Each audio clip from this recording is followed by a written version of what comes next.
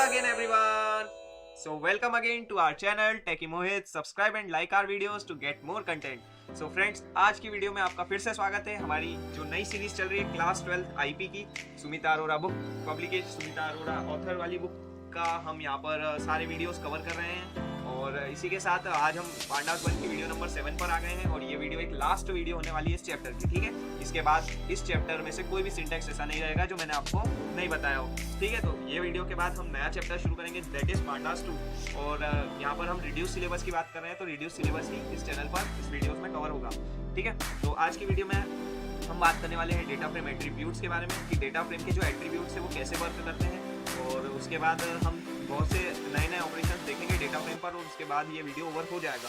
ठीक है, तो ये वीडियो थोड़ा सा लेंथी भी होगा, तो पेशेंस बना के रखना होगा, आपको पूरा वीडियो देखना होगा। ठीक है, तो चलिए शुरू करते हैं आज की वीडियो को। तो अगर अभी तक आपने सब्सक्राइब नहीं किया चैनल को तो लाल वाला बटन दबा देना और लाइक बटन भी दबा देना इस वीडियो के, ताकि मैं ऐसी वीडियोस आपके लिए लाता रहूँ। चलिए, तो आज की शुरुआत करने वाले हैं हम डेटा फ्रेम एट्रीब्यूट्स के साथ। ठीक है, डेटा फ्रेम को हमने क्रिएशन पूरा सीख लिया है, डेटा फ्रेम को क्रिएट कैसे किया जाता है और अलग अलग मेथड्स बताई थी, जैसे डिक्शनरी से क्रिएट करना था, अरे से क्रिएट करना था और सीरीज ऑब्जेक्ट से क्रिएट करना था। तो इस टाइप के मैंने आपको ऑपरेशंस बता रखे हैं। आज हम डेटा फ्रेम के अंदर वेरियस टाइप के एडिटिंग और अल्ट्रेशन, मैनिपुलेशन, डेटा का जो भी अलग अलग तरीके का डेटा जो होता है उसका सॉर्टिंग वगैरह जो होती है वो आज की वीडियो में हम देखने वाले हैं, अलग अलग प्रॉपर्टीज देखने वाले हैं कुल मिला के।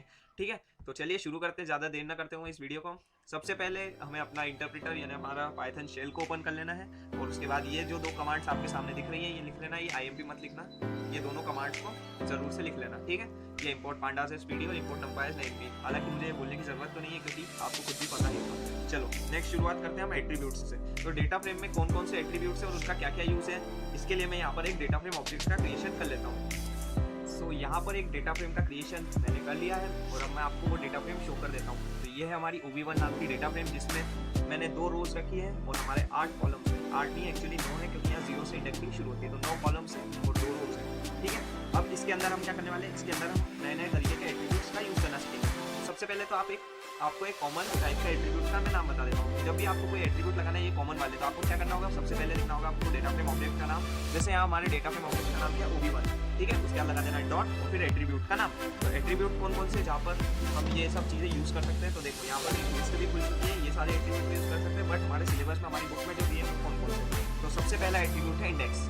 ठीक है, तो ये इंडेक्स क्या करता है, ये हमें रो लेबल्स शो कर देता है। रो लेबल्स मतलब ये 0 और ये 1। ठीक है, अगर यहाँ पर आपने इंडेक्स का नेम दिया होगा तो इंडेक्स का नेम, और नहीं तो ये 0 और 1 यहाँ पर बाय डिफॉल्ट आता है, तो ये यहाँ पर शो कर देगा। देखो यहाँ पर लिखेंगे इंडेक्स और उसके बाद हमें यहाँ पर एंटर प्रेस कर देना है और ये हमें रेंज बता देगा इंडेक्स की, कहाँ से शुरू होकर कहाँ पर खत्म हो रहा है और कितनी स्टेप्स है। ठीक है, मतलब एक तरह से इसने हमें शो कर दिया कि यहाँ पर इंडेक्स का नेम क्या है। और अगर आप इंडेक्स के नेम खुद से देते हैं, जैसे मैंने पिछली वीडियोस में सिखाया कैसे दिए जाते हैं इंडेक्स के नेम खुद से डेटा फ्रेम ऑब्जेक्ट के अंदर, तो वहाँ पर फिर उस टाइप से शो करेगा। ठीक है, नेक्स्ट हमारा आता है कॉलम्स। तो कॉलम्स से क्या होता है, हमें कॉलम्स के नेम शो कर देगा। ठीक है, हमारे पास कॉलम की सारी लेबल्स आ जाएगी, तो हमें क्या लिखना है, वही हमारा सिंपल सा स्ट्रक्चर, हमारे सिंपल सा सिंटेक्स या OB1, फिर डॉट लगाना और फिर हमारे एट्रीब्यूट का नाम क्या है, कॉलम्स, और ये हमें रेंज बता दी उसने 0 से लेकर 9 तक की, जिसमें स्टेप 1 बन गया। ठीक है, अब इसके बाद क्या करना है, इसके बाद हमें नेक्स्ट 3-4 और देखना है। ठीक है, तो वो एक एक कर आपको रिमेंबर करते जाना है। सबसे पहले OB1 डॉट एक्सेस, तो एक्सेस से क्या बताएगा कितनी एक्सेस है, ये देखो यहाँ पर बता दी इसने कितनी एक्सेस है। यहाँ पर ये इस एक्सेस के मतलब कि एक्स एक्सेस के जितने भी इंडेक्स है और ये वाई एक्सेस के जितने भी इंडेक्स है, मतलब ये दोनों एक्सेस के लिस्ट का मतलब दोनों एक्सेस की लिस्ट देता है, जिसमें उसके इंडेक्स के नेम अगर आपने स्पेसिफाई किया तो नेम और नहीं तो ये रेंज देती है। ठीक है, इस टाइप से वो एक्सेस बता देता है। एक्सेस में मतलब दोनों के इंडेक्स शो कर देता है। ठीक है, एक साथ कि हमने जो दोनों इंडेक्स देखे ना, इंडेक्स लिखने से रो के इंडेक्स आते, कॉलम्स लिखने से कॉलम के इंडेक्स आते, जैसे एक्सेस लिखने से दोनों के इंडेक्स आ जाते हैं, पहले रो का बाद में कॉलम का, बस ये रिमेंबर करना है। नेक्स्ट हम लिखेंगे यहाँ पर OB1 डॉट और फिर अब लिखना है हमें डी टाइप्स। क्या देगा यहाँ पर, जैसा कि आपको सिंटेक्स में पता चल रहा है, यहाँ पर देगा डेटा टाइप। ठीक है, ये देखो यहाँ पर डेटा टाइप हमें शो कर दिया। डेटा टाइप देने के बाद अब आप ये पूछेंगे कि ये किसका डेटा टाइप है, तो एक्चुअली ये 1 से 0 से लेकर और पूरा 8 तक जो है हमारी ये सब क्या थे, कॉलम्स थे, तो इस पूरे कॉलम्स का इन्हें डेटा टाइप शो कर दिया है। ठीक है, और होल ओवर डेटा टाइप क्या है, हमारा ऑब्जेक्ट है ये, क्योंकि एक ये डेटा फ्रेम ऑब्जेक्ट है, तो इसीलिए यहाँ पर होल ओवर जो डेटा टाइप होगा वो ऑब्जेक्ट होगा, बट जो पर्टिकुलर आपके जो एलिमेंट है उनका जो डेटा टाइप है वो इसने अलग से शो किया, जो कि int 32 है। नेक्स्ट साइज, तो लिखेंगे हम OB1 डॉट साइज, तो हमें क्या शो करेगा यहाँ पर, ये साइज शो कर देगा। साइज मतलब हमारे यहाँ कितनी हमने एलिमेंट्स इसके अंदर फिल कर रखे। अच्छा यहाँ पर अगर एम्प्टी वैल्यू होगी ना तो ये शो नहीं करेगा, ठीक है, सिर्फ जो वैल्यू फिल है वही वैल्यू यहाँ पर शो करेगा वो। नेक्स्ट आएगा हमारा ob1.shape। तो शेप से क्या होता है, ये देखो शेप से क्या होता है, यहाँ पर बता देता है कितनी रोज है और कितने कॉलम्स है, ठीक है। नेक्स्ट हमारा ob1.values। तो जैसा कि आपको सिंटेक्स में पता ही चलती है हर चीज़, वही चीज़ यहाँ पर बता देती है। हमने वैल्यू क्या फिल करी थी इसके अंदर, अरे फिल किया था इस टाइप का, ठीक है। नेक्स्ट आता है हमारा ob1.empty, ठीक है। तो अब ये सिंटेक्स ये वाला ध्यान से देखना, इससे क्या शो करता है कि हमारे टेबल के अंदर, हमारे डेटा फ्रेम ऑब्जेक्ट के अंदर कोई नल वैल्यू है तो ये यहाँ पर शो कर देगा। अगर नल वैल्यू नहीं है देन इन दैट केस यहाँ पर फॉल्स शो कर देगा। जैसा कि यहाँ पर हमारे डेटा फ्रेम में था और वहाँ पर कोई नल वैल्यू नहीं थी, इसीलिए यहाँ पर फॉल्स शो किया। अगर होती तो यहाँ पर ट्रू शो होगा, बट नल वैल्यू शो नहीं करेगा, ठीक है। यहाँ पर सिर्फ बताएगा कि इंडिकेट करेगा मतलब एक तरह से कि डेटा फ्रेम एम्प्टी है कि नहीं। नेक्स्ट आता है हमारा ob1.end डायमेंशंस, ठीक है। इससे क्या होता है, इससे एक इंटीजर रिप्रेजेंट करेगा वो, जो हमारी एक नंबर ऑफ एक्सेस बताएगा। मतलब हमारी यहाँ पर 2 एक्सेस थी ना हमारे डेटा फ्रेम में, एक एक्स एक्सेस और एक वाई एक्सेस, तो यहाँ पर 2 शो करेगा। ये देखिए 2 शो कर दिया इसने। नेक्स्ट है हमारा ob1.t। ये क्या करता है, अच्छा यहाँ पर t लेना है आपको कैपिटल, ठीक है। अब इससे क्या होता है, इससे होता है ट्रांसपोज। क्या होता है ये ट्रांसपोज करना है, यानी कि हमारी जैसे हम मैट्रिक्स पढ़ते हैं, बस वो जो मैट्रिक्स है उसके जैसा ही यहाँ पर काम होता है। मैट्रिक्स में जैसे ट्रांसपोज करते हैं तो उसका जस्ट उल्टा हो जाता है ना, बस वही। यानी यहाँ पर जो रोज है वो कॉलम्स बन जाएंगी और कॉलम्स जो है वो रोज बन जाएगी। तो ये देखो हमारा ट्रांसपोज हो चुका है, इस डेटा फ्रेम ऑब्जेक्ट को हमने ट्रांसपोज कर लिया। तो आई होप आपको इतने सिंटेक्स समझ आए होंगे। तो ये हमने क्या क्या कवर कर लिया देख लेते हैं। यहाँ पर सबसे पहले रिट्रीव कर लिया हमने various properties of data frame object. तो इसके अंदर क्या क्या आ रहा था, हमारा डेटा फ्रेम ऑब्जेक्ट की प्रॉपर्टीज को रिट्रीव करने के अंदर, तो इसके अंदर थी हमारी इंडेक्स वाली सिंटेक्स, उसके बाद कॉलम्स वाली, फिर एक्सेस वाली और डी टाइप्स वाली। फिर सेकंड है getting number of rose in data frame. तो हमने सीख लिया कैसे रोज निकालते हैं। इंडेक्स जो है वो वाला देते हैं हम, वो क्या बोलते हैं, सिंटेक्स जो है वो इंडेक्स वाला देते हैं तो नंबर ऑफ रोज निकल जाती है। इसके अलावा हम लेंथ से भी निकाल सकते हैं नंबर ऑफ रोज। फिर नॉन लेंथ वैल्यूज, यानी कि जो वैल्यू एम्प्टी नहीं हो वो कैसे काउंट करते हैं इसमें, तो काउंट फंक्शन से हो जाती है। और उसके बाद हमने वो क्या देख लिया इसके अंदर, ट्रांसपोज करना, ठीक है। तो ट्रांसपोज करना भी हमने इसके अंदर देख लिया है। अब हम इसके बाद क्या देखेंगे, इसके बाद देखेंगे नंपाई रिप्रेजेंटेशन ऑफ डेटा फ्रेम। अच्छा तो ये भी देख चुके हैं हम, वो जो ob1.values वाला हमने सिंटेक्स डाला था उससे हमें अरे टाइप से मिल गया था ना। तो जब अगर आपने उसके अंदर अरे नहीं दिया होगा, सिर्फ लिस्ट दी होगी, तब भी वो अरे के फॉर्म में शो कर देगा। तो ये एक नंपाई रिप्रेजेंटेशन था डेटा फ्रेम का, ठीक है। तो आई होप आपको इसकी बातें क्लियर हुई होगी, और अगर नहीं हुई है तो आप पीछे वीडियो रिवाइंड कर देख सकते हैं। नेक्स्ट हम देखेंगे सिलेक्टिंग और एक्सेसिंग डेटा, यानी कि हम इसके अंदर डेटा को सिलेक्ट कैसे कर सकते हैं और एक्सेस कैसे कर सकते हैं। नए नए डेटा को इसके अंदर से, जैसे स्लाइसिंग पड़ी थी पिछले साल हमने, वो सब चीज़ें कैसे कर सकते हैं। तो चलिए शुरू करते हैं इसकी। तो सबसे पहले हम क्या करने वाले हैं, सबसे पहले हम देखेंगे कि एक कॉलम को कैसे एक्सेस किया जाता है, ठीक है। कॉलम को कैसे एक्सेस किया जाता है, यानी देखिए हमारी सबसे पहले हम यहाँ पर ये प्रिंट करा लेते हैं, ये हमारी एक डेटा फ्रेम ऑब्जेक्ट है, ठीक है। अब मैं चाहता हूँ कि इसमें से कोई एक स्पेसिफिक कॉलम मैं यहाँ पर प्रिंट करा लूँ, ठीक है। तो कैसे कराएंगे, बहुत आसान सा सिंटेक्स है। क्या लिखना है आपको, डेटा फ्रेम ऑब्जेक्ट का नाम जो कि हमारा ob1, फिर आपको यहाँ पर लगा देने हैं स्क्वायर ब्रैकेट्स। स्क्वायर ब्रैकेट्स क्यों लगाने हैं, स्क्वायर ब्रैकेट्स इसलिए लगाने क्योंकि अब इसके अंदर हम देंगे कॉलम का नाम, ठीक है। क्या देंगे, कॉलम का नाम। अच्छा वो जो हम डॉट लगा के कर रहे थे वो भी यहाँ पर हो सकता है, वो चीज़ भी यहाँ पर परफॉर्म हो सकती है, बट वो चीज़ में क्या है कि आपको एक स्पेसिफिक वो आनी चाहिए। आपके जैसे ये जो कॉलम्स है यहाँ पर 0 1 2 3 जो है, ये कॉलम्स इस टाइप से नहीं चलेंगे, आपको यहाँ पर नेम वगैरह देना होगा, ठीक है। तो जब आप नेम वगैरह यहाँ पर स्पेसिफाई कर देंगे तो वाली सिंटेक्स चल जाएगी, बट अभी नहीं चलेगी। यहाँ पर हमारा जो बाय डिफॉल्ट हमारी लिस्टिंग होती है वही उसी टाइप से यहाँ पर लिस्टिंग है, तो इसीलिए यहाँ पर 0 1 2 3 4 5 है, तो हमें यहाँ पर स्क्वायर ब्रैकेट्स लगाने हैं। और मेरे हिसाब से आपको यही कमांड सीख लेनी चाहिए ताकि आपको वहाँ पर डिफरेंस पता चल सके कि यहाँ पर ये भी हो सकता है, ठीक है। नेक्स्ट हमें क्या देना है, कॉलम का नेम। तो कॉलम का नेम क्या है, यहाँ पर मैं चाहता हूँ, मान लो कि ये जो 6 वाला कॉलम है, ये जो 6 वाला कॉलम है ये प्रिंट हो जाता है, यहाँ मैं लिखूँगा 6, तो बस यहाँ पर ये प्रिंट हो जाएगा। तो ये देखो यहाँ पर ये वाली कॉलम प्रिंट हो चुकी है 6 वाली, जिसमें 7 और 11 नाम के इसने डेटा दे दिए। नेक्स्ट हम यहाँ पर कॉलम एक्सेस करना तो सीख गए एक तरह से। दूसरा तरीका जो मैंने बता रहा था मैं आपको, यहाँ पर शायद वो भी वर्क कर जाए, देखते हैं। तो यहाँ पर लिखेंगे ob1.6 और ये यहाँ पर एरर दे रहा है, ठीक है। तो इसका मतलब कि ये वाला तरीका हमारा वर्क नहीं कर रहा है, वही वाला तरीका वर्क कर रहा है। तो यहाँ पर अगर आप नेम्स वगैरह दे देते हैं तो ये वाला तरीका भी वर्क कर देगा, ठीक है, इसकी मैं गारंटी देता हूँ। नेक्स्ट हम अब यहाँ पर एक कॉलम को एक्सेस करना तो सीख गए, ठीक है। क्या करना है, सिंपली हमने डेटा फ्रेम का नाम लिखा, उसके बाद स्क्वायर ब्रैकेट्स लगाया, उसके अंदर डेटा फ्रेम का जो भी कॉलम का नेम था वो दे दिया, और बस हमारे पास कॉलम की वैल्यूज आ गई। अच्छा ये रो वाइज वैल्यूज प्रिंट होती हैं, ठीक है, तो इसमें भी आपको फायदा है। नेक्स्ट क्या है हमारा, तो हम देख लेते हैं इसमें सिलेक्टिंग एक्सेसिंग मल्टीपल कॉलम्स। ठीक है, तो मल्टीपल कॉलम्स को एक्सेस कैसे किया जाता है, अभी हमने सिंगल कॉलम को एक्सेस करना सीखा, अब मल्टीपल कॉलम्स पे चलते हैं। तो क्या करना है, डेटा फ्रेम ऑब्जेक्ट का नाम लिखेंगे हम, क्या है OB1। उसके बाद हम यहाँ पर लगा देंगे स्क्वायर ब्रैकेट और स्क्वायर ब्रैकेट के अंदर हम लिख देंगे कॉलम का नाम। क्या करेंगे, सबसे पहले डेटा फ्रेम लगा दें, डेटा फ्रेम के बाद यहाँ पर लगा दिए स्क्वायर ब्रैकेट। अच्छा, यहाँ पर डबल स्क्वायर ब्रैकेट्स लगाना है। ठीक है, यहाँ पर क्या करना है, डबल स्क्वायर ब्रैकेट्स लगाना है। सिंगल लगाओगे तो हो सकता है एरर आ जाए। नेक्स्ट, अब हम क्या चाहते हैं, मल्टीपल कॉलम्स को एक्सेस करना चाहते हैं। ठीक है, मल्टीपल कॉलम्स को एक्सेस करना चाहते हैं, क्या करेंगे, यहाँ पर कॉलम्स के नेम लिख देंगे जो कॉलम को एक्सेस करना चाहते हैं। मैं चाहता हूँ 1, 3, 5 और 7, क्या लिखेंगे 1, 3, 5, 7 लिख दिया, तो ये हमारी एक्सेस हो गई कॉलम्स। ठीक है, ये मल्टीपल कॉलम्स को एक्सेस करने का तरीका हो गया। तो ये बहुत ही सिंपल सी सिंटेक्स यहाँ पर दे रखी है, आप एक एक कर खुद से परफॉर्म करके देख सकते हैं। मैं यहाँ पर इसके नोट्स भी अवेलेबल कराऊंगा डिस्क्रिप्शन बॉक्स में, तो अपने पीसी में खुद से एक एक बार करके देख लेना। उससे क्या होगा कि आपको एक बार में ही ये सब रिमेंबर हो जाएगी, क्या क्या करना है, कैसे कॉलम्स को एक्सेस करना है, कैसे रोज को एक्सेस करना है, जो कि अभी हम सीखेंगे, कैसे सिंगल कॉलम को एक्सेस करना है, कैसे मल्टीपल को एक्सेस करना है, और जो डेटा फ्रेम के साथ डॉट लगा के यूज होते हैं वो सिंटेक्स कैसे चलाना है। तो हम आगे बढ़ते हैं अपने प्रोग्राम में, और यहाँ पर अब हम देखते हैं selecting accessing a subset from a data frame using row and columns name. मतलब क्या है इसका, मतलब ये है कि हम अब एक्सेस करना सीखेंगे क्या, एक सबसेट।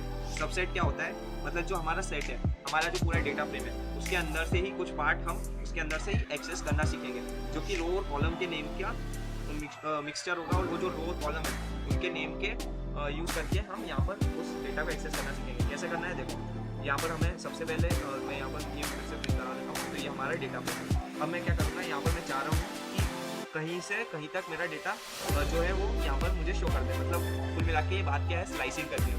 स्लाइसिंग पढ़ी थी ना पिछले साल। स्लाइसिंग में क्या होता है कि हम एक सॉर्ट ऑफ डेटा को यहाँ पर से निकाल लेते हैं। कैसे करेंगे स्लाइसिंग, देखो अब ये वाली सिंटेक्स एक मेन सिंटेक्स है, तो याद रखना है। क्या करना है, यहाँ पर सबसे पहले लिखना है डेटा फ्रेम का नाम, उसके बाद लिखना है .loc। ठीक है, तो ये .loc कमांड होती है इसमें। उसके बाद हमें लगाने हैं स्क्वायर ब्रैकेट। अब इसके अंदर क्या लिखना है, हमें स्टार्ट रो कोलन एंड रो। ठीक है, तो यहाँ पर तो हमारे पास दो ही रोज है, तो इसीलिए यहाँ पर स्टार्ट रो और एंड रो लिखने के लिए मैं क्या करूँगा, यहाँ पर 0,2 दे दूँगा, तो ये 0 और 1 दोनों प्रिंट करेगा।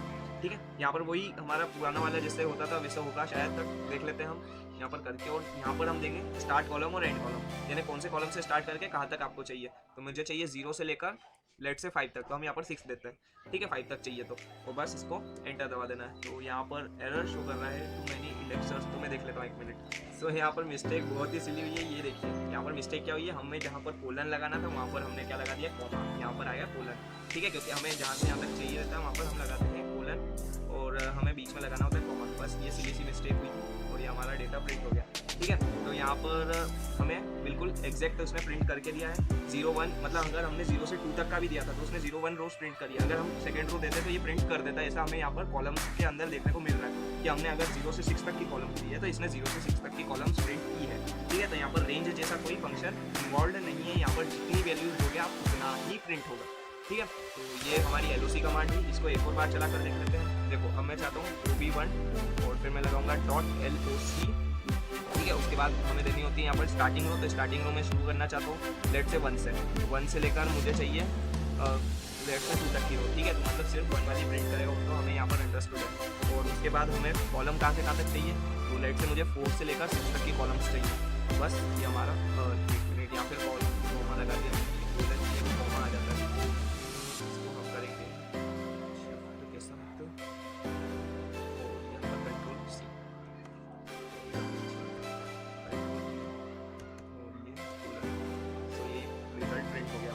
ठीक है। सो यहाँ पर हमें LOC कमांड समझ आ चुकी है, आई होप आपको समझ आ गई होगी। नेक्स्ट अब हम क्या करेंगे, LOC कमांड के बाद अब हम नेक्स्ट देखेंगे कि हम यहाँ पर एक रेंज कहाँ से ऑब्टेन कर सकते हैं। तो रेंज ऑब्टेन करने के लिए भी हम सेम टाइप ऑफ कमांड लगाते हैं, जो कि है OB1, और OB1 के बाद हम यहाँ पर लिखेंगे .loc और उसके बाद यहाँ पर स्क्वायर ब्रैकेट्स, वही स्टार्ट रो एंड रो, मतलब कुल मिला के फंक्शन उतना ही है, स्टार्ट रो एंड रो, और उसके बाद कॉमा लगा के स्टार्ट कॉलम एंड कॉलम, और वो पूरी रेंज भी ऑब्टेन हो जाएगी। मतलब हम चाह रहे हैं यहाँ पर कि 0 से लेकर 1 तक दे दें, और यहाँ पर हमें कॉलम्स दे दें ये पूरी रेंज के, जैसे हमने पिछले फंक्शन में देखा, बस वही कर रहा हूँ यहाँ पर। लेट से मुझे रोज चाहिए यहाँ पर 1 से लेकर और 7 तक, तो 7 नंबर की रो तक यहाँ पर प्रिंट कर देता है। ये 1 और 2 यहाँ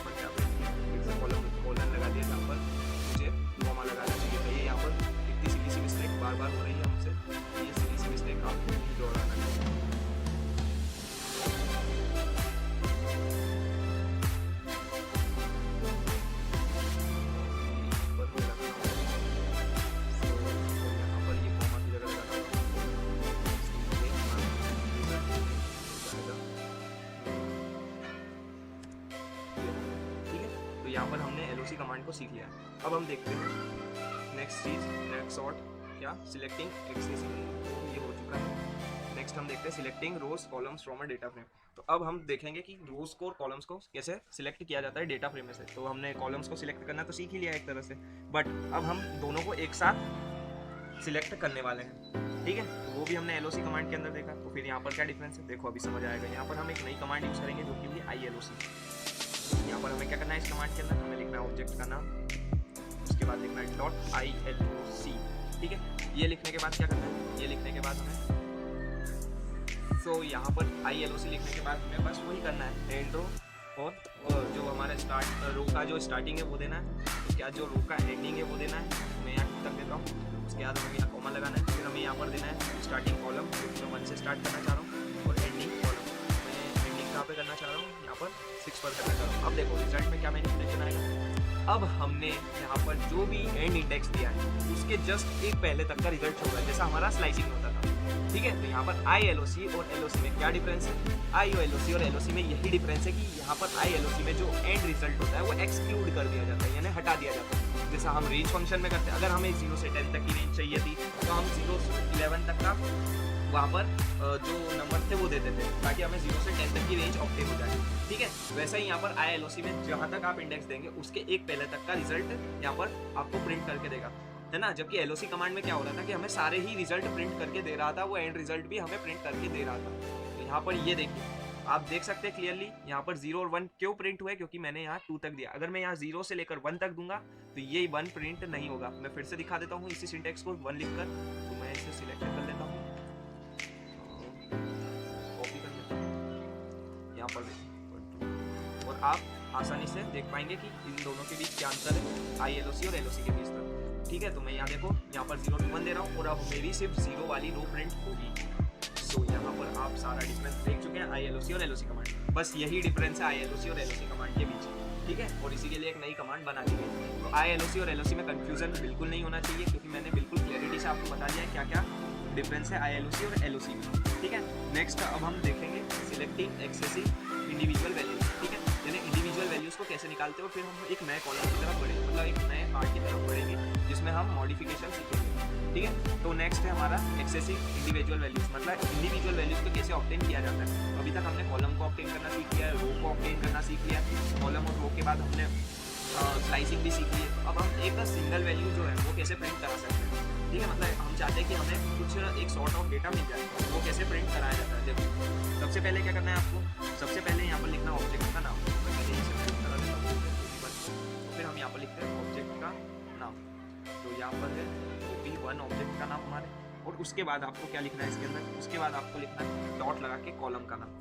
क्या लिखना है, डॉट लगा के कॉलम का नाम, ठीक है। कॉलम का नाम क्या चाहता हूँ मैं, मान लो मैं चाहता हूँ कि जो 8th नंबर का कॉलम है उसमें मुझे फर्स्ट नंबर की रो की वैल्यू मिल जाए, तो मुझे यहाँ पे कॉलम कौन सा देना होगा, 8, ठीक है। हमें यहाँ पे कॉलम कौन सा देना होगा, 8, क्योंकि मैं 8th कॉलम में से चाहता हूँ। उसके बाद आपको क्या करना है, स्क्वायर ब्रैकेट लगाना है। अब स्क्वायर ब्रैकेट के अंदर आपको क्या देना है, स्क्वायर ब्रैकेट के अंदर आपको लिखना है रो का। तो मैं चाहता हूँ यहाँ पे मैं जो मेरी 0 वाली रो है उसके अंदर का, नहीं 0 नहीं, हम 12 प्रिंट कराना चाहते तो 1 वाली रो लेनी पड़ेगी, ठीक है। तो यहाँ पर ये 8 वाले में एरर बता दिया। अब ये एरर क्यों आया, क्योंकि यहाँ पर ये जो 8 वाली वैल्यू, मतलब यहाँ पर ये जो 8 है इसकी जगह पर आपको एक सिंटेक्स लेना होगा, मतलब एक स्ट्रिंग लेना होगा। स्ट्रिंग क्यों लेना होगा, मतलब कुल मिला के बात क्या कर रहे हैं कि ये जो हमारा ये इंडेक्स है, सबसे ऊपर वाला जो इंडेक्स है हमारा कॉलम वाला, इसके अंदर हमारी कौन सी वैल्यू होनी चाहिए, स्ट्रिंग वैल्यू होनी चाहिए, टेक्स्ट होना चाहिए, कुछ ये नंबर्स नहीं चाहिए, ठीक है। तो ये इसका एक डिफॉल्ट है।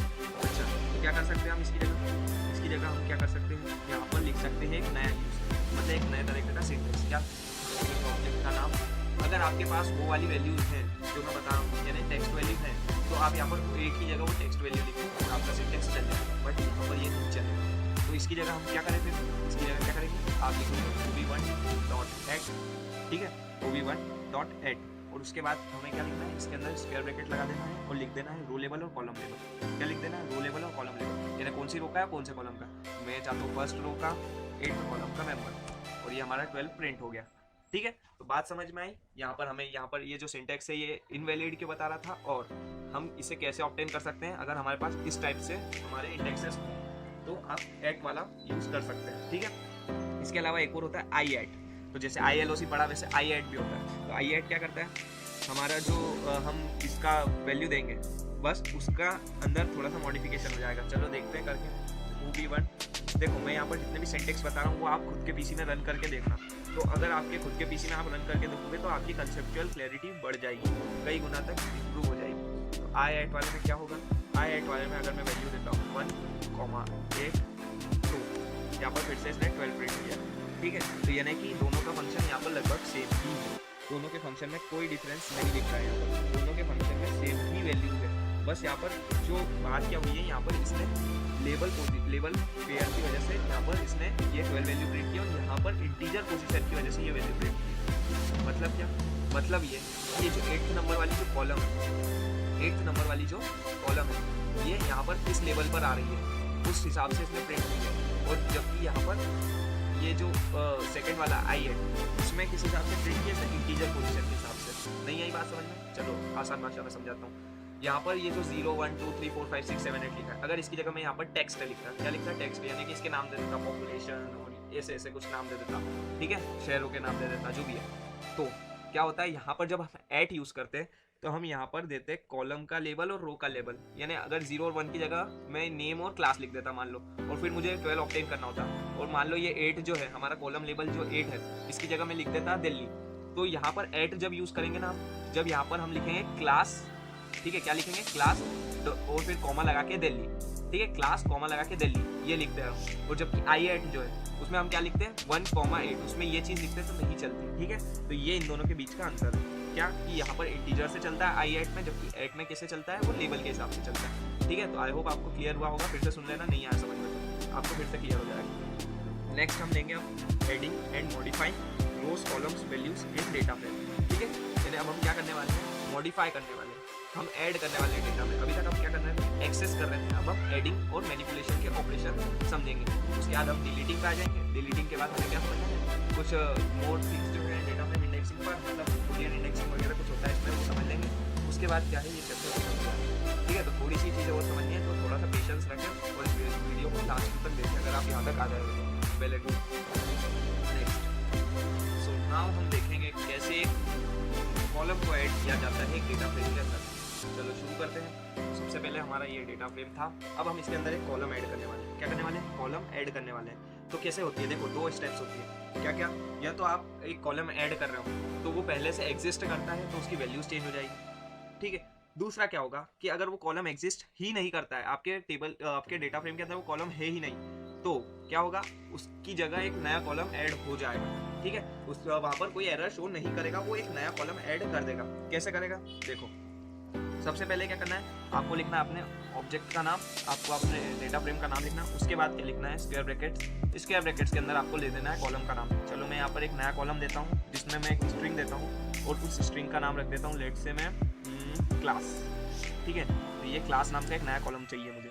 अब ये क्लास में मैंने वैल्यूज दे दी, कुछ वैल्यू, जैसे यहाँ पर मेरे पास 2 रोज है, कितनी रोज है, 2, तो मैं यहाँ पर 2 वैल्यूज भी दे सकता हूँ। और अगर मैं यहाँ पर एक वैल्यू दूंगा तो वो 2 बार प्रिंट हो जाएगी। कैसे हो जाएगी, देखो यहाँ पर मैंने दे दी 13 वैल्यू, तो बस ये हमारा OB1 में देखो यहाँ पर दोनों जगह 13 आ गया, ठीक है, क्लास में। नेक्स्ट कॉलम उसमें ऐड कर दी और 13 वैल्यूज दे दी। अगर आप मैं चाहता हूँ यहाँ दोनों जगह 13 ना रहे तो मैं यहाँ पर इस 13 की जगह यहाँ पर एक लिस्ट भी असाइन कर सकता था। हालांकि ऐसा नहीं है कि मैं अभी चेंज नहीं कर सकता हूँ। कैसे करेंगे, देखो यहाँ पर हम लिखेंगे OB1, इसके बाद हम देंगे जो हमारा कॉलम है उसका नेम जो कि है क्लास, और फिर मैं चाहता हूँ कि इसकी जो वैल्यूज है वो बदल जाए। कैसे बदलेगी, यहाँ पर हम दे देंगे एक लिस्ट, उसमें लिख देंगे दोनों वैल्यूज 13, 12 ऐसी वैल्यूज चाहिए, और ये हमारा OB1 के अंदर मैनिपुलेशन हो गया, देख लो, ठीक है। तो इस तरह से हम एक नई कॉलम को ऐड भी कर सकते हैं, और अगर हमारी कोई कॉलम एग्जिस्ट कर रही है पहले से तो उसमें मैनिपुलेशन भी कर सकते हैं। नेक्स्ट क्या है, नेक्स्ट है हमारा 2-3 तरह के और तरीके हैं जिसके साथ हम यहाँ पर एक नई कॉलम ऐड कर सकते हैं। तो वो कौन से तरीके हैं वो भी जान लेते हैं एक बार। तो सबसे पहले हमने अभी ऐड वाला फंक्शन पढ़ा। ऐड फंक्शन से क्या होता है, हम कोई भी एक जगह का इंटीजर असाइन कर सकते हैं, एक जगह का इंटीजर जो है वो एक्सट्रैक्ट कर सकते हैं, निकाल सकते हैं, ठीक है। तो उस इंटीजर को निकाल कर हम उसकी जगह भी एक नया इंटीजर दे सकते हैं, वो ऐड से यूज होता है। और फिर LOC से तो ये सब नोट्स में दिया हुआ है, आप पढ़ लेना, मेन मेथड तो यही थी, ठीक है। उसके बाद हम नेक्स्ट मेथड की तरफ चलते हैं, नेक्स्ट चीज़ की तरफ चलते हैं जो कि क्या है, एडिंग मॉडिफाइंग रो। यानी अब क्या कर रहे हैं, हमने कॉलम ऐड कर लिया, अब हम एक रो ऐड करना सीखेंगे, ठीक है, सिंपल सी बात है। तो ये हमारा OB1 है और अब हम इसके अंदर एक नई रो को ऐड करना चाहते हैं, क्या करना है, यहाँ पर आपको एक नई रो को ऐड करने के लिए यहाँ पर ऑब्जेक्ट का नाम लिखना है जो कि OB1, फिर आपको यहाँ पर लिख देना है .8, ठीक है। तो यहाँ पर कॉलम जैसा काम नहीं होता, वो कॉलम में मैं जो एट और LOC वाली सिंटेक्स बोल रहा था नोट्स में से पढ़ने की, उससे क्या होगा, उससे आपको कुछ और मेथड्स पता लग जाएगी जिससे आप वहाँ पर ऐड कर सकते हैं कॉलम। बट यहाँ पर क्या है, यहाँ पर यही मेन मेथड है, तो इसीलिए यहाँ पर इसे पढ़ना जरूरी है। क्या है, सबसे पहले ऐड में क्या करना है आपको, यहाँ पर जो लगा देना है स्क्वायर ब्रैकेट्स, और इसके अंदर लिख देना है रो का नाम। क्या लिख देना है, रो का नाम। तो अगर आपकी वो जो रो है वो पहले से एग्जिस्ट नहीं करती है तो वहाँ पर एक नई रो ऐड कर देगा, और अगर एग्जिस्ट करती है तो आपको इसके अंदर वैल्यू मॉडिफिकेशन करने को मिल जाएंगी, ठीक है। तो मैं एक नया ही रो को ऐड करता हूँ जिसमें भी मैं एक स्ट्रिंग दे देता हूँ, और मैंने यहाँ दे दिया लेट्स से दिल्ली, ठीक है, एक सिटी का नाम दे देता हूँ मैं दिल्ली। देन आपको यहाँ पर कॉमा लगा के और इस तरह से कोलन लगा देना है। इसका मतलब क्या है, इसका मतलब ये है कि आप ये जो रो ऐड कर रहे हैं ये कितने कॉलम्स तक वैलिड होनी चाहिए। अगर यहाँ पर आप वैल्यूज देंगे तो फिर जो रो है वो उतने ही कॉलम्स तक वैलिड होगी, तो इसीलिए हम सिर्फ सिंपली कॉलम लगा देंगे जिससे वो सारे कॉलम्स तक वैलिड हो, ठीक है। तो हम जो भी डेटा फीड करेंगे वो पूरी रो में फीड हो जाएगा, ठीक है, सारे कॉलम्स में फीड हो जाएगा। और ये जो कोलन है, मैंने यहाँ पर सिर्फ कोलन इसीलिए लगाया क्योंकि अगर आप यहाँ पर कोलन की जगह वैल्यूज देने लग गए तो सिर्फ फिर उतनी ही रोज में वो उतनी ही कॉलम्स में वो चीज़ फीड होगी, ठीक है।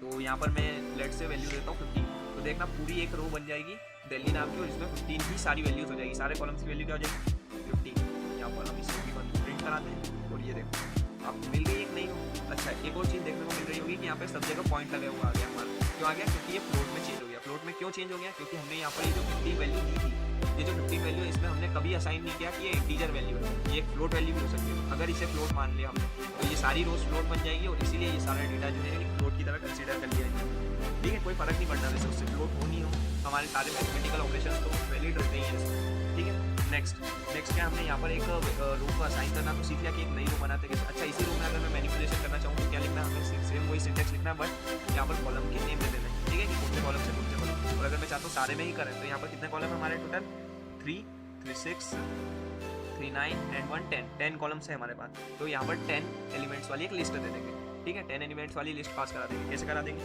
8 लिखेंगे यहाँ पर। अच्छा, 8 की जगह LOC भी यूज़ कर सकते हैं, LOC भी लिखोगे तो कोई फर्क नहीं पड़ना है, 8 और LOC दोनों सेम काम करेंगे यहाँ पर, ठीक है। इसके अंदर मुझे चाहिए दिल्ली, और फिर दिल्ली के बाद यहाँ पर हम कॉलम के नेम असाइन नहीं करते हैं, लेट से हम यहाँ पर कोलन दे देते हैं। अच्छा, ये देना ज़रूरी है, नहीं तो क्या एरर आ जाएगी, ठीक है। उसके बाद हम यहाँ पर =2 लगा देते हैं, और =2 लगाने के बाद यहाँ पर हम एक लिस्ट पास करा देते हैं जिसमें 10 एलिमेंट्स होने चाहिए। तो मैं चाहता हूँ यहाँ पे 1 से लेकर और यहाँ पर 10 तक की वैल्यू भी प्रिंट करा देता हूँ मैं, ठीक है, वही ज़्यादा आसान रहेगा। तो ये 1, 2, 3, 4, 5, 6, 7, 8, 9 और ये 10, ठीक है। तो अब हमारा OB1 फिर से चेक कर सकते हैं, ये देखिए सारी वैल्यूज आ गई अपनी जगह पर, सही सिस्टमेटिकली अरेंज हो गई, ठीक है। तो इस तरह से आप एक नई रो को ऐड कर सकते हैं।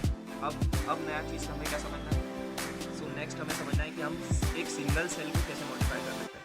सिंगल सेल क्या होती है, मतलब एक सिंगल एलिमेंट को हम मॉडिफाई करना चाह रहे हैं यहाँ पर, यानी मैं चाह रहा हूँ कि यहाँ पर ये सिर्फ ये जो 8 वाली वैल्यू है ये चेंज हो जाए, या फिर मुझे चाह रहा हूँ कि ये सिर्फ ये जो 12 वाली वैल्यू है 14 आ जाए, यानी एक सिंगल चीज़ को हम मैनिपुलेट करना चाह रहे हैं। तो कैसे करेंगे, यहाँ पर हम देखते हैं, देखो एक लेट से मुझे 5th रो का ये वाला एलिमेंट जो है ये 9 की जगह मैं चाहता हूँ कि 10 हो जाए। कैसे करना है, क्या करना है, देखो हम यहाँ पर सबसे पहले लिखेंगे डेटा फ्रेम का नाम, ठीक है, ये तो सबसे पहले मस्ट ही है। उसके बाद हम यहाँ पर डालेंगे डॉट लगा के कॉलम का नाम, ठीक है, क्या रखेंगे कॉलम का नाम। तो कॉलम का नाम क्या है यहाँ पर, लेट से मेरे कॉलम का नाम है 5, है ना, 5 ही है इसका नाम। और अब देखो हम यहाँ पर ये मिस्टेक करने जा रहे हैं कि यहाँ पर ये जो 5 लिखा है ना ये एक इंटीजर है, और अगर हमने ये इंटीजर यहाँ पर स्पेसिफाई करा है तो यहाँ पर एरर आनी पक्की है, ठीक है। हमारे पास कुछ ऐसी स्ट्रिंग वैल्यू होनी चाहिए, जैसे मैंने यहाँ पर क्लास दिया हुआ इंडेक्स, तो ऐसी कोई स्ट्रिंग वैल्यू होनी चाहिए। तो मैं यहाँ पर स्ट्रिंग वैल्यू होगी तो ही ये परफॉर्म कर पाऊंगा। तो अभी तो हमारे पास एक ही स्ट्रिंग वैल्यू है, तो चलो यही वाला परफॉर्म कर लेते हैं। तो मैं चाहता हूँ इस 12 की जो वैल्यू है ये बदल कर हो जाए 10। क्या करूँगा, मैं यहाँ पर लिखूँगा एक स्ट्रिंग, क्या है, क्लास, ठीक है, ये हमारा कॉलम का नाम आ गया। इसके बाद हमें क्या लिखना है, यहाँ पर हमें यहाँ पर लगा देने हैं स्क्वायर ब्रैकेट्स, और स्क्वायर ब्रैकेट्स में हमें क्या लिखना है, स्क्वायर ब्रैकेट्स में हमें लिखना है रो का नाम। क्या लिखना है, रो का नाम। तो कौन सी रो में चाह रहा हूँ मैं, 1 वाली रो में चाह रहा हूँ, तो यहाँ लिख देंगे 1 नाम, और इसके बाद =2 लगा के हम जो वैल्यू देना चाह रहे हैं, क्या देना चाह रहा था 10, और यहाँ पर अच्छा ये वाला क्लास यूज़ कर रहा है ये, तो मतलब कुल मिलाकर यहाँ पर हमें ऐसी वैल्यू नहीं देनी चाहिए थी, क्योंकि पाइथन में शुरू से ये कीवर्ड पेस्ट कर लेते हैं। अब ये वाली क्लास को कैसे मॉडिफाई कर सकते हैं, तो ये वाली क्लास को मॉडिफाई नहीं किया जा सकता, तो लेट से मैं एक नई बनाने से क्या होगा, हम उसके अंदर मॉडिफाई कर पाएंगे। तो नई कॉलम कैसे बनाते हैं, अभी मैंने आपको थोड़ी देर पहले बताया था सिंटेक्स। हमें क्या लिखना है, OB1, फिर उसके अंदर लगा देना एक ब्रैकेट, और ब्रैकेट लगाने के बाद हमें क्या लिखना है, यहाँ पर कॉलम की नेम, मैं कॉलम की नेम दे देता हूँ सेक्शन, ठीक है। अब ये तो एक वैलिड कीवर्ड नहीं है, पाइथन में ये चल जाएगा, ये वाली स्ट्रिंग चल जाएगी, ठीक है। इक्वल्स टू करके मैं यहाँ पर वैल्यूज दे देता हूँ लिस्ट के फॉर्म में, क्योंकि हमारे 3 रोज है तो मैं यहाँ पर 3 वैल्यू देता हूँ 1, 2, 3, ठीक है। ये हो गया हमारा OB1 के अंदर एक नई कॉलम। अब क्या करते हैं, हम चाहते हैं कि ये जो 2 है इसकी जगह 3 वैल्यू आ जाए। क्या करना होगा, OB1, फिर इसके अंदर हम लिखेंगे डॉट लगा के कॉलम की नेम। तो कॉलम की नेम क्या है, कॉलम की नेम है हमारी सेक्शन, ठीक है। तो यहाँ लिखेंगे सेक्शन, अब यहाँ पर सेक्शन भी एक वैलिड। सो रिकॉर्डिंग जो है वो बीच में पॉज हो जाती है, तो आप थोड़ा सा सिंटैक्स देखकर ही समझ सकते हैं क्या हुआ है यहाँ पर। एक्चुअली हमने नया कॉलम क्रिएट किया था जो कि था क्या, सेक्शन, तो फिर उसके अंदर एक नई वैल्यू दे दिया, ठीक है। यहाँ पर मेरे को लगता है कि आपको समझ आ गया होगा। अच्छा, यहाँ पर पहली बार दी थी तो यहाँ वार्निंग आ गई थी। वार्निंग क्यों आ गई थी, क्योंकि वो भी वैलिड कीवर्ड था उसके अंदर, तो इसलिए वहाँ पर वार्निंग दे दी थी। बट अब इसने परफॉर्म कर दिया है वो एक्शन, तो हमने दोबारा से लिखा है। और अब हमारा OB1 देखेंगे तो यहाँ पर देखो सेक्शन वाली जो कॉलम है उसमें 3rd नंबर ये जो एलिमेंट है ये 3 पर चेंज हो चुका है, ठीक है। मैंने आपको क्या बताया कि यहाँ पर ये जो इंटीजर है ये लिखोगे तो ये वाला जो सिंटैक्स है वो नहीं चलेगा, आपको एक स्ट्रिंग वैल्यू देनी होगी। दूसरी बात क्या कि यहाँ पर आपका वो चीज़ एक वैलिड कीवर्ड नहीं होनी चाहिए। जैसे यहाँ पर क्लास में हुआ था, क्लास जो है वो पाइथन का ये कीवर्ड है, तो वहाँ पर उसे उस तरह से कंसीडर कर रहा था, ठीक है। तो हमने एक सिंगल सेल को भी मॉडिफाई करना सीख लिया। अब नेक्स्ट हम क्या समझेंगे, अभी तक हमने बहुत सारी कलाकारी कर ली है, अब हम करते हैं इसको समाप्त, यानी डिलीट करना, ठीक है। तो अब हम क्या करेंगे, डिलीट करना सीखेंगे, है ना, कि डिलीट कैसे किया जाता है किसी एंट्री को, किसी कॉलम को, किसी रो को, या फिर रीनेम कैसे किया जाता है, ठीक है। रीनेम भी करना सीख जाएंगे इसके अंदर, इसी सेक्शन के अंदर। तो सबसे पहले डिलीटिंग सीखेंगे, फिर रीनेमिंग सीखेंगे। तो डिलीटिंग के अंदर क्या है कि हम कॉलम को डिलीट कैसे करते हैं या उसको डिलीट कैसे करते हैं, बहुत आसान है। देखो सबसे आसान तो यही होता है पूरे उसमें। क्या करना रहता है, हमें सबसे पहले लिखनी होती है कमांड D है यानी डिलीट, उसके बाद लिखेंगे हम डेटा फ्रेम ऑब्जेक्ट का नाम, जो कि हमें किसमें से करना है, अच्छा DEL के बाद डेटा फ्रेम ऑब्जेक्ट का जब नाम लिखेंगे हम तो उसके बीच में होनी चाहिए स्पेस, ठीक है। नहीं तो कि वो एक साथ कनेक्ट हो जाएगा तो वो अलग तरीके से बिहेव करना शुरू कर देगा। उसके बाद हमें देना है यहाँ पर स्क्वायर ब्रैकेट्स, स्क्वायर ब्रैकेट्स के अंदर हमें लिख देनी कॉलम की नेम, ठीक है। तो जो कॉलम हम डिलीट करना चाहते हैं उस कॉलम की नेम लिखनी है, ओके। कॉलम कौन सी डिलीट करना चाहता हूँ, लेट से मैं 0 वाली कॉलम डिलीट करना चाहता हूँ, तो ये 0 दे दिया, ये हो गया OB1 में से 0 गायब। ये देखो ये हमारी OB1 0 गायब, ठीक है। 0 वाली कॉलम की सारी वैल्यू सहित 0 को बाहर कर दिया गया है। नेक्स्ट क्या होता है, हमने एक मतलब कॉलम तो डिलीट करना सीख लिया, अब रोज को कैसे डिलीट करते हैं। रोज को डिलीट करने के लिए एक नई तरह की कमांड है, कौन सी है, हमें लिखना है ऑब्जेक्ट का नाम OB1, उसके बाद क्या लिखना है, उसके बाद लिखना है डॉट लगा के ड्रॉप, क्या लिखना है, डॉट लगा के ड्रॉप। उसके बाद क्या लिखना है, उसके बाद हमें दे देनी है यहाँ पर इंडेक्स, जो रो हम डिलीट करना चाहते हैं। और आप सीरीज ऑफ इंडेक्सेस भी दे सकते हैं यहाँ पर, ऐसा कोई लिमिटेशन कि आप यहाँ पर से रेंज भी दे सकते हैं, आप सीरीज ऑफ रोज भी दे सकते हैं, रोज भी दे सकते हैं, रेंज भी दे सकते हैं रोज, ठीक है। तो मैं चाहता हूँ एक ही रो डिलीट कर दे 0 वाली, 0 लिखेंगे हम यहाँ पर, और यहाँ पर ये रो जो है वो डिलीट कर दी जाएगी। कैसे होती है,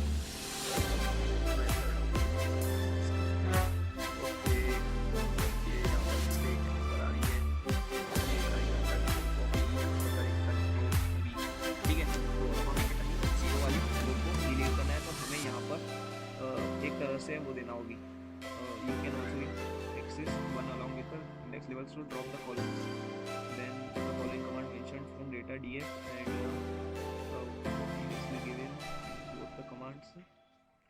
अच्छा, तो हमें यहाँ 0 वाली डिलीट करनी है, तो एक काम करते हैं हम यहाँ पर रेंज दे देते हैं, ठीक है। इस टाइप से नहीं हो रहा है तो रेंज दे देते हैं। तो रेंज कैसे देना है, अच्छा ड्रॉप कमांड, चलो ये भी हो जाएगा।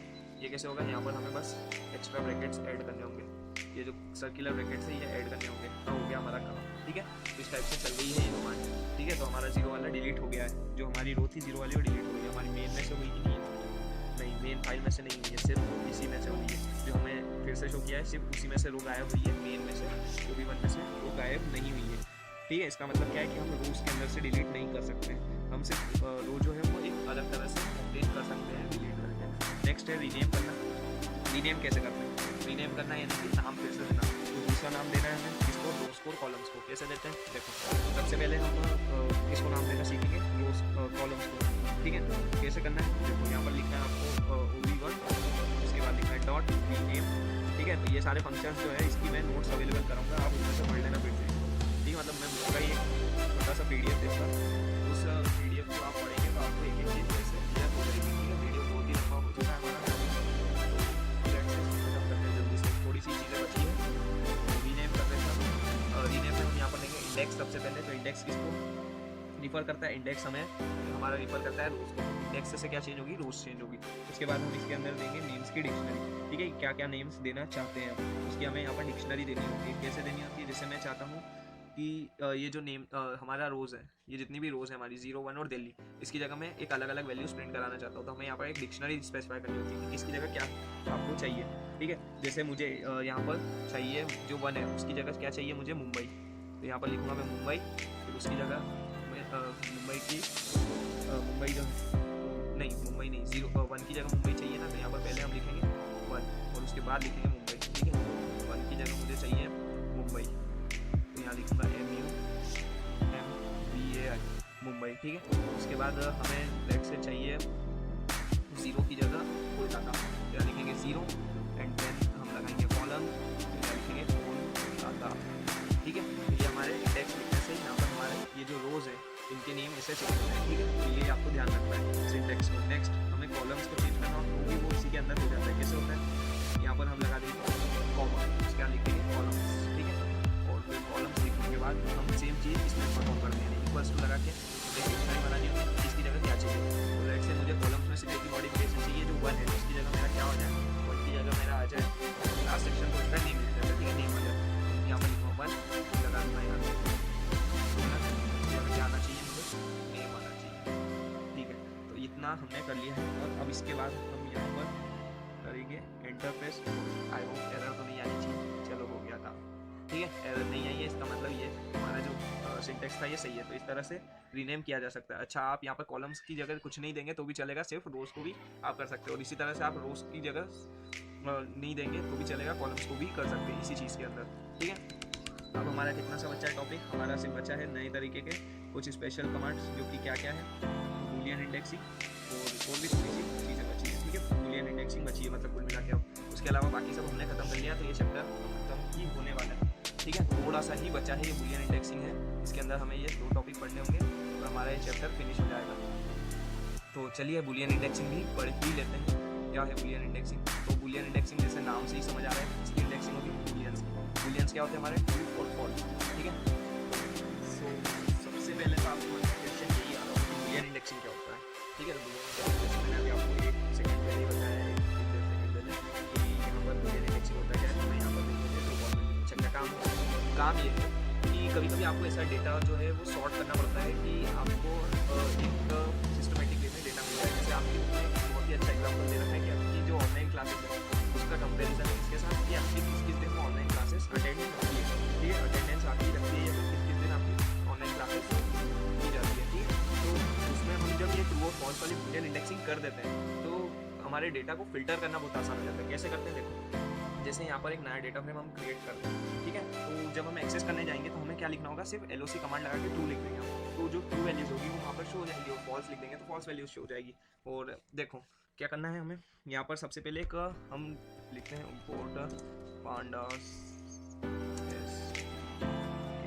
नेक्स्ट क्या करना है, मैंने यहाँ पर डेज नाम का एक कॉलम बना लिया। डेज नाम के कॉलम में मैंने वैल्यूज देना शुरू करी। क्या क्या वैल्यूज दी मैंने, सबसे पहले वैल्यू दी मैंने मंडे,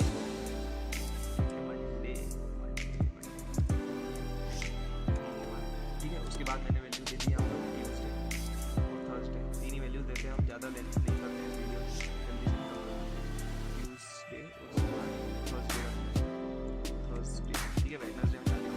नेक्स्ट हम डेज नाम की कॉलम तो बना लिए और डेज नाम की लिस्ट बना ली, अब हम बनाते हैं क्लासेस नाम, ठीक है। क्लासेस नाम की लिस्ट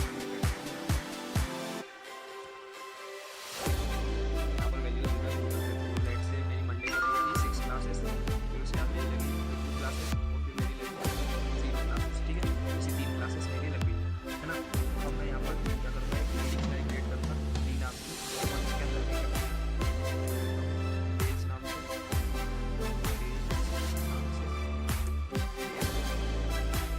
क्लासेस नाम से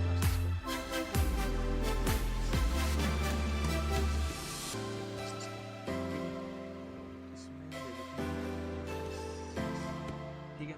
ये हो गया हमारा डिक्शनरी का नाम, रीप्रिंट करा के देख सकते हैं। उसके बाद हम इसको डेटा फ्रेम के अंदर करते हैं, OV2 में हम लिखते हैं DD डॉट, और डेटा फ्रेम में आपको जैसे याद ही होगा क्या करना पड़ता है, अरे DATA F capital RAME data frame, और इसके अंदर हम दे देते हैं डिक्शनरी का नाम, ठीक है। तो ये हमारा OV2 बन ये आ चुका है हमारे सामने। अब क्या करना है, हमें इसमें बूलियन इंडेक्सिंग करना है। बूलियन इंडेक्सिंग यानी क्या होता है? बूलियन इंडेक्सिंग यानी होता है कि हम इसके अंदर जो इंडेक्स है कैसे डालने वाले हैं। हमारे इंडेक्स यानी कि हमारे रो का जो लेवल है वो कैसे डालने वाले हैं, ट्रू फॉल्स या फिर 1 0 1 0। कैसे करना है, बहुत ही सिंपल है। हम यहाँ पर किसी डेटा फ्रेम को फिर से क्रिएट करते हैं OB3 नाम से। उसके बाद क्या करते हैं, यहाँ पर लिखेंगे PD डॉट डेटा और यहाँ पर देंगे वैल्यूज मतलब यहाँ डिफाइन भी करना है और इंडेक्स की वैल्यू। जैसे आप नॉर्मल इंडेक्स देते हैं ना, बस वैसे ही यहाँ पर इंडेक्स देना है। अब इंडेक्स के अंदर आपको क्या करना है, लिस्ट स्पेसिफाई करानी है और इस लिस्ट के अंदर आपको ट्रू फॉल्स वैल्यूज देनी है। ट्रू फॉल्स वैल्यूज कैसे, मतलब यहाँ पर इस टाइप से वैल्यूज देनी कि आपको लिखना है यहाँ पर ट्रू फॉल्स ऐसा लिखना है। ठीक है, तो हमारी कहाँ का क्लास हुई थी, यहाँ पर मंडे को ट्रू है, ट्यूसडे को ट्रू है, थर्सडे को फॉल्स है। मैंने यहाँ पर लिख दिया, अभी थोड़ी देर में समझ आ जाएगा, नहीं आ रहा होगा तो यहाँ पर फिर से अच्छा ये ट्रू में भी ठीक है, बेटर होना चाहिए। यहाँ पर हर एक जगह कलर चेंज होना चाहिए, मिला के समझ जाओ कलर चेंज हो रहा है तो आपने सही लिखा है। और यहाँ पर कॉमा लगा के ठीक है, तो ये हमने हो दिया। अब इंडेक्स इक्वल्स टू में इक्वल्स टू में क्या एरर आ रही है, यहाँ पर बिल्कुल सही लिखा है हमने इस कोड को। यहाँ पर इक्वल्स टू के बाद आई थिंक स्पेस देनी होगी, कंट्रोल C, इसके बाद यहाँ पर कंट्रोल V, यहाँ पर इंडेक्स चल जाएगा, देख लेता हूँ मैं एक बार। सो यहाँ पर देखो बूलियन इंडेक्स आ चुके हैं। ठीक है, कैसे आए हैं, यहाँ पर सर्च आ रही है ये वाले जो ब्रैकेट्स है ना, सर्कुलर ब्रैकेट्स, इसकी जगह हमने लिस्ट वाले ब्रैकेट्स लगा रखे हैं। देखो जरा सी जगह में भी पाइथन यहाँ पर हमें इंटरप्ट कर देता है। ठीक है, तो हमारे कुल मिला के बूलियन इंडेक्सेस यहाँ पर आ चुके हैं। अब क्या करना है हमें, इस बूलियन इंडेक्स से क्या होता है, देखो ये जो ट्रू फॉल्स दिया है ना, इसकी जगह आप 1 1 0 भी दे सकते हो। 1 1 यानी ट्रू और 0 यानी फॉल्स, यहाँ पर इस टाइप से होता है। ठीक है, इसका यूज़ क्या है, इसका यूज़ ये है कि हम यहाँ पर एक अच्छे तरीके से सॉल्व कर सकते हैं। कैसे कर सकते हैं, यहाँ पर ऑब्जेक्ट का तरीके से दे देते हैं, फिर लगाएंगे .LOP और सिर्फ ट्रू वाली वैल्यूज हम यहाँ पर ऑब्टेन कर लेंगे। यहाँ पर लिस्ट के जैसे ब्रैकेट लगेंगे यानी स्क्वायर ब्रैकेट, तो यहाँ पर लिखेंगे ट्रू और हमारे पास ट्रू हो जानी चाहिए। यहाँ पर डी हमने स्मॉल लिया है, यहाँ पर तो बहुत ही माइन्यूट सी मिस्टेक से भी पाइथन काम करना बंद कर देता है, बहुत ही ज़्यादा बेस सेंसिटिव है। यहाँ पर डी ठीक है, तो ये थी हमारी बूलियन इंडेक्सिंग। अच्छा काम क्या हुआ बूलियन इंडेक्सिंग, ये हुआ कि हमारे नंबर वाली वैल्यू को अलग से सॉर्ट कर सकते हैं, फॉल्स वाली को अलग सॉर्ट कर सकते हैं। ये ब्रैकेट के अंदर फॉल्स हो गया तो फॉल्स वाली है, 0 वाली वैल्यू 1 वाली वैल्यू और इंडेक्स करना है। कुल मिला के इंडेक्स जो है वो हमने नए नाम का दे दिया है। ठीक है, उससे हमारा वैल्यू का जो सॉर्टेशन होता है वो अलग हो गया। यही थी हमारी एडिशनल प्रोग्रामिंग जो कि पाइथन के अंदर ये पांडास के अंदर थी। ठीक है, तो कुल मिला के एनर्जी वापस लौट आई क्योंकि ये चैप्टर खत्म हो चुका है और हमने हर तरह के जो डेटा फ्रेम के अंदर मैनिपुलेशंस थे वो समझ लिए हैं। इसके बाद ये चैप्टर यहीं पर फिनिश होता है और इसके नोट्स आपको नीचे डिस्क्रिप्शन बॉक्स में मिल जाएंगे, तो आप वहाँ से इसके नोट्स डाउनलोड कर सकते हैं। वीडियो बहुत ही लंबी है और अगर आप यहाँ तक पहुँचे तो इसका मतलब आप में IP पढ़ने का जरूरत है, तो आगे भी आप अगर वीडियो देखते रहेंगे तो आपको और भी अच्छी इन्फॉर्मेटिव जानकारी मिलती रहेगी। तो चलिए तब तक के लिए चलते हैं, तो मिलते हैं नेक्स्ट लेक्चर में। तब तक के लिए सब्सक्राइब करना न भूलें और दोस्तों के साथ शेयर करें ताकि एजुकेशन बढ़े और चैनल का प्रमोशन भी हो जाए साथ साथ। ठीक है, तो चलिए मिलते हैं नेक्स्ट वीडियो में, तब तक के लिए स्टे ट्यून्ड, बी हैप्पी।